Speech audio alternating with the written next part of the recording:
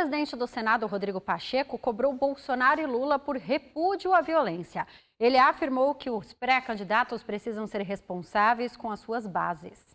O presidente do Senado, Rodrigo Pacheco, cobrou que o presidente Jair Bolsonaro e seu principal adversário nas eleições, o ex-presidente Luiz Inácio Lula da Silva, tenham responsabilidade com suas bases e que repudiem a violência política no país.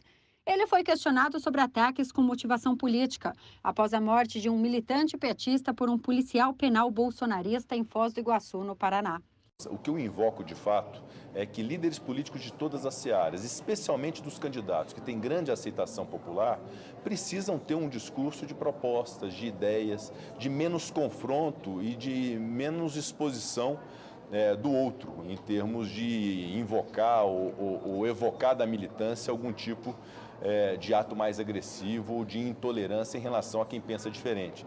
Então, esse respeito à divergência, esse respeito ao contraditório, ele deve ser pregado pelos líderes políticos. Não só aqueles que ocupam posições, como o presidente do Senado, o presidente da Câmara, os presidentes de partidos políticos, mas fundamentalmente desses que disputam as eleições, seja para presidente da República, seja para governos de estado, seja para o Senado. Vamos ter um pouco mais de apego ao amor, à compreensão, à tolerância, à solidariedade e menos acirramento, porque isso está levando o Brasil para um campo muito ruim que nunca teve.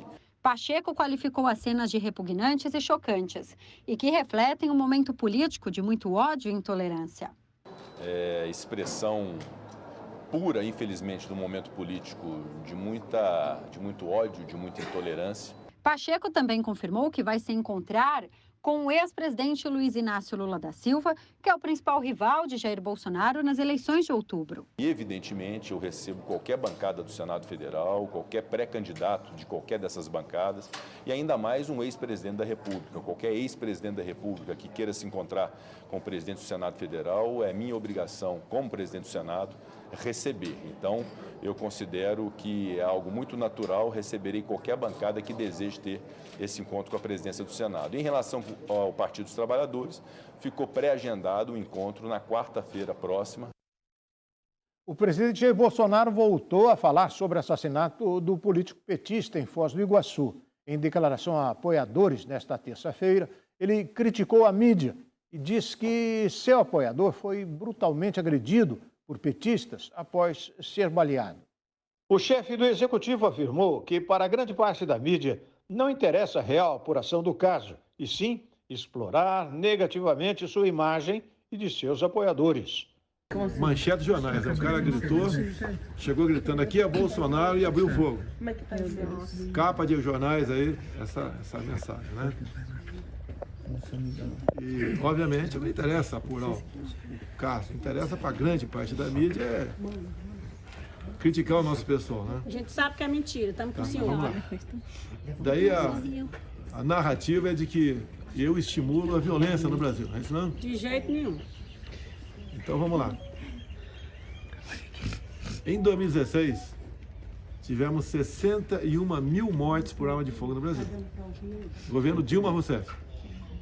O ano passado, o governo Jair Bolsonaro, tivemos 41 mil mortes, ou seja, menos 20 mil mortes. Jair Bolsonaro ainda disse nesta terça-feira que o atirador acusado de homicídio foi brutalmente espancado por petistas após ser baleado e que estes também devem ser responsabilizados. Sim. Mas lá fora, está sendo concluída a investigação pela Polícia Civil do Paraná. Talvez isso conclua hoje, né? Haja uma coletiva, talvez. Mas a gente vê que teve um problema lá fora, onde o cara que morreu, que estava lá na festa, jogou uma pedra no vidro daquele cara que estava no carro por lá de fora. Depois ele voltou e começou aquele tiroteio lá onde morreu o aniversariante. O outro foi ferido, ficou lá caído no chão, e daí o pessoal da festa, todos petistas, encheram a cara de chute. Né? Bem, a violência, né?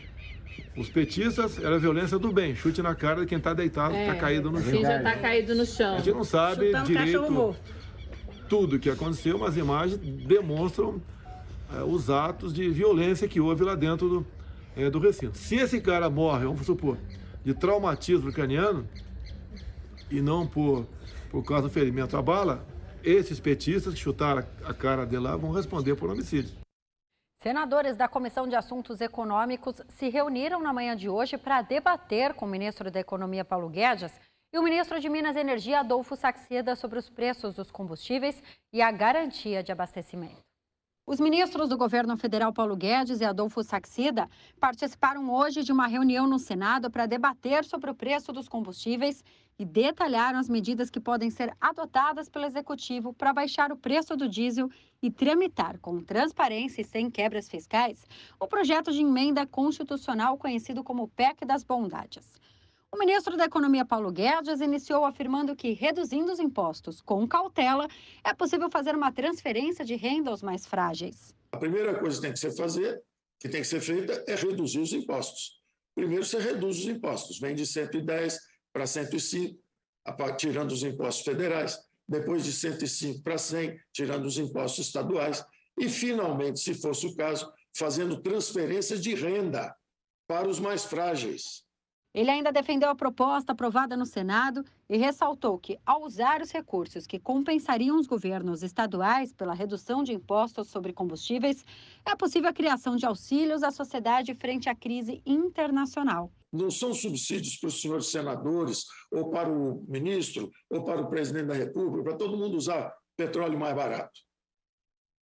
Isso seria um erro dramático do ponto de vista de política econômica, seria socialmente regressivo, seria injusto com os mais frágeis, seria irresponsável frente à gravidade da crise internacional. Ao falar sobre o problema de preços nas bombas, o ministro de Minas e Energia alegou que, por conta da guerra da Rússia contra a Ucrânia, houve problemas de refinaria do petróleo e isso dificultou as negociações, o que ocasionou no aumento do preço dos combustíveis. Houve não só um aumento no preço do petróleo, mas um descolamento entre o Brent e o diesel, que é o chamado cracking. Então, se vocês olharem essa diferença entre a linha amarela e a linha escura, vocês vão ver que essa diferença aumentou. O que é isso? É a dificuldade de refinar o petróleo. Então, isso tem gerado uma pressão grande de aumento do custo do diesel. E afirmou que, como ministro, não tem muito o que fazer em relação aos preços, mas que a pasta está trabalhando para melhorar os marcos legais e a competitividade da estatal, a fim de trazer melhores condições à sociedade. Eu, como ministro, eu não tenho muito o que fazer no que se refere a preço. Então, como é que nós trabalhamos no Ministério? Nós melhoramos os marcos legais, nós damos mais transparência, mais previsibilidade jurídica. Por quê? Porque com isso nós atraímos mais competidores. E com mais competidores, nós temos preços melhores para o consumidor. Então é nessa vertente que nós estamos trabalhando e honestamente acho que pouco a pouco e com a graça de Deus os resultados estão aparecendo. O governo Bolsonaro sofre rejeição com o aumento dos preços nas bombas e tenta adotar medidas para conter a alta. Mas mesmo com as ações tomadas, o consumidor continua arcando com o aumento de custos do etanol, do diesel e dos produtos alimentícios. A seguir, a agência reguladora reduz tarifa de energia elétrica de 10 distribuidoras. E euro alcança paridade com dólar pela primeira vez desde 2002. O RB Notícias volta daqui a pouquinho. Até já.